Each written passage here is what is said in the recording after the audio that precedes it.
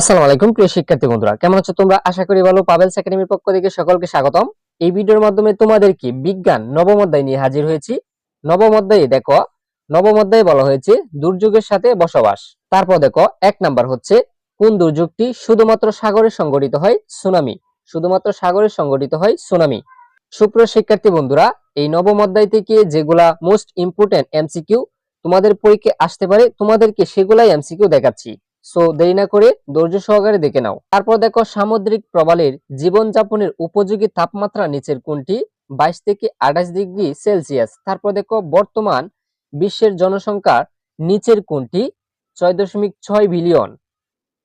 তারপর দেখো, greenhouse gas বৃদ্ধির প্রাকৃতিক কারণ কোনটি? দাবানল। তারপর দেখো, আমেরিকাতে ঘূর্ণিঝড়কে কি বলা হয়? আমেরিকাতে ঘূর্ণিঝড়কে কি বলা হয়? আমেরিকাতে ঘূর্ণিঝড়কে বলা হয় হারিকেন। হারিকেন। তারপর দেখো, ভূমিকম্পের মাত্রা পরিমাপক যন্ত্রের নাম কি? Richter scale. তারপর দেখো, অ্যাসিড বৃষ্টিতে কোন কোন অ্যাসিড বেশি থাকে? সালফিউরিক অ্যাসিড ও নাইট্রিক অ্যাসিড। তারপর দেখো, স্লাইকুন তৈরি হতে সাগরের তাপমাত্রা কত হওয়া প্রয়োজন? 27 ডিগ্রি সেলসিয়াস। আচ্ছা, তারপর দেখো, কোনটি জ্বরের তীব্র গতিকে হ্রাস করে?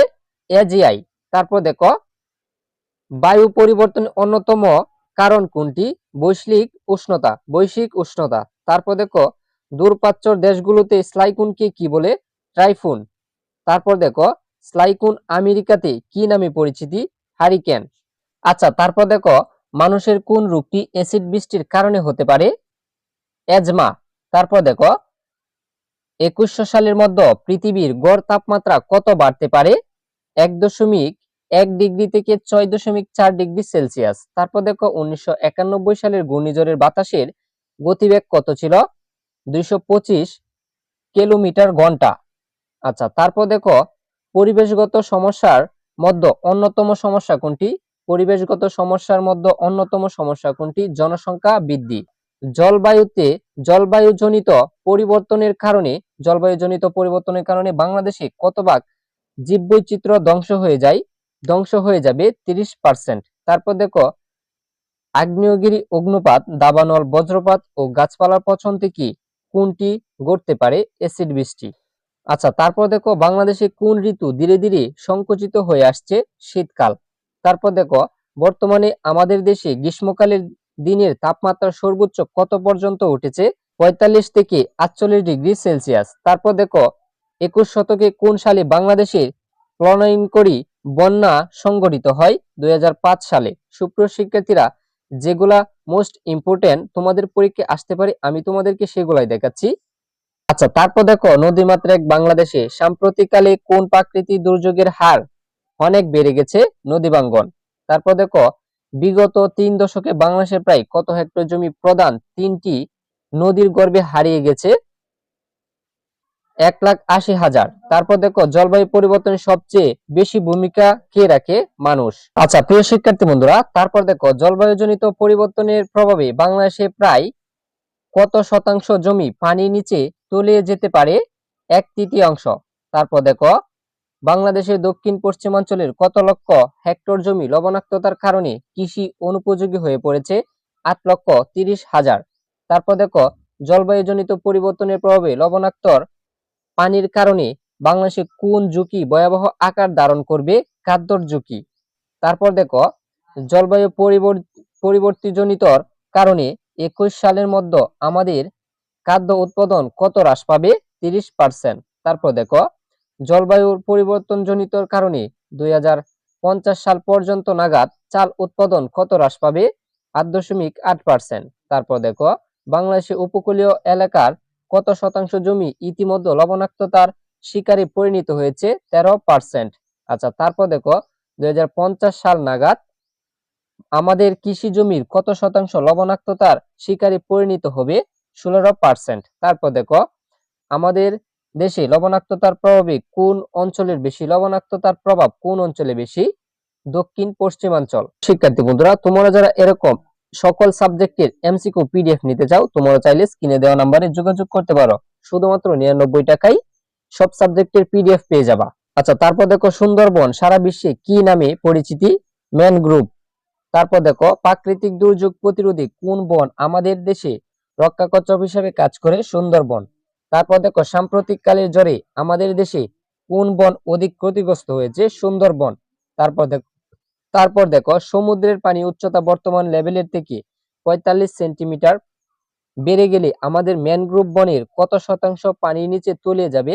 ৭৫%। আচ্ছা, তারপর দেখো পানির তাপমাত্রা কত ডিগ্রি সেলসিয়াস হলে অধিকাংশ মাছ ও মাছের পোনা মারা যাবে? ৩২ ডিগ্রি সেলসিয়াস। তারপর দেখো বন্যার কারণে বাংলাদেশের কোন জেলায় অ্যানথ্রাক্স রোগের প্রাদুর্ভাব লক্ষ্য করা যায়?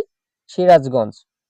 আচ্ছা, তারপর দেখো বাংলাদেশের নিচের কোন জেলাদ্বয় বন্যপ্রবল অঞ্চল হিসেবে পরিচিতি? যশোর ও ঢাকা। তারপর দেখো শুকনো ও অপর্যাপ্ত বৃষ্টির কারণে কি ঘটে? খরা। কিসের অভাবে করা হয়? পানি। আচ্ছা, তারপর দেখো লবণাক্ততার শিকার জেলা কোনগুলো? বাগেরহাট, খুলনা আর হচ্ছে সাতক্ষীরা। এই এমসিকিউটা খুবই ইম্পর্টেন্ট, তোমরা মনোযোগ সহকারে একেবারে মুখস্থ করে যাবা। লবণাক্ততার শিকার জেলা কোনগুলো? বাগেরহাট, খুলনা আর হচ্ছে সাতক্ষীরা। আচ্ছা, তারপর দেখো সমুদ্রপৃষ্ঠের উচ্চতা কত বাড়লে সুন্দরবন ও এর বৈচিত্র্য ও জীববৈচিত্র্য ধ্বংস হয়ে যাবে? ১ মিটার। তারপর দেখো কত ডিগ্রি সেলসিয়াস তাপমাত্রা রোগ জীবাণু জন্মাতে সাহায্য করে? ৩৫%।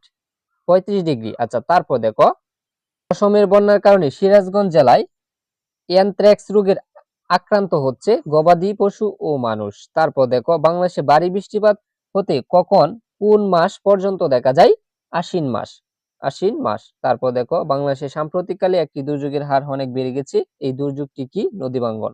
আচ্ছা, তারপর দেখো বৈশ্বিক উষ্ণতার প্রভাবে ২১০০ সাল নাগাদ আমাদের কৃষি জমি কত ভাগ লবণাক্ততার শিকার পরিণত হবে? ১৮%। তারপর দেখো ১৯৬০ সালে সেন্ট মার্টিন দ্বীপে যে পরিমাণ প্রবল ছিল ২০১০ সাল থেকে ২০১০ সাল তার প্রায় কত ভাগ বিলীন হয়ে গেছে? ৭০%। আচ্ছা, তারপর দেখো জলবায়ুজনিত পরিবর্তনের প্রভাব বেড়েই চলছে, এটি আইপিসিসি এর কততম মূল্যায়ন রিপোর্ট উল্লেখিত হয়েছে? চতুর্থ। আচ্ছা, তারপর দেখো জলবায়ু পরিবর্তন সংক্রান্ত প্রভাব মূল্যায়নের জন্য গঠিত সংস্থা কোনটি? আইপিসিসি। তারপর দেখো পৃথিবীর তাপমাত্রা গত ১০০ বছরে কত ডিগ্রি সেলসিয়াস বেড়েছে? 0.৭৪%। তারপর দেখো জলবায়ু পরিবর্তনের ফলে ২১০০ সালের মধ্যে পৃথিবী গড় তাপমাত্রা কত সেলসিয়াস পর্যন্ত বাড়তে পারে?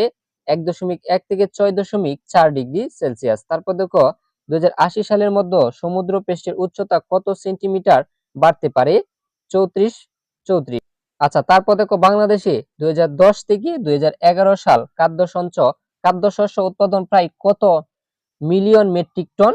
৪০। তারপর দেখো প্রতি বছর প্রায় কত মিলিয়ন মেট্রিক টন খাদ্যশস্য আমাদের আমদানি করতে হয়? ৩। তারপর দেখো সিএফসি এর পূর্ণরূপ কি? কুরুফুরু কার্বন।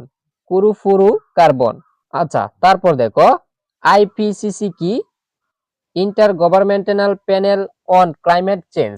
হ্যাঁ, সুপ্রিয় শিক্ষার্থী বন্ধুরা, এই ছিল গুরুত্বপূর্ণ কিছু এমসিকিউ, তোমরা একেবারে মুখস্থ করে যাও। আর এরকম যারা এমসিকিউ সাজেশন পেতে চাও অবশ্যই চ্যানেলটিকে সাবস্ক্রাইব করে সাথেই থাকো।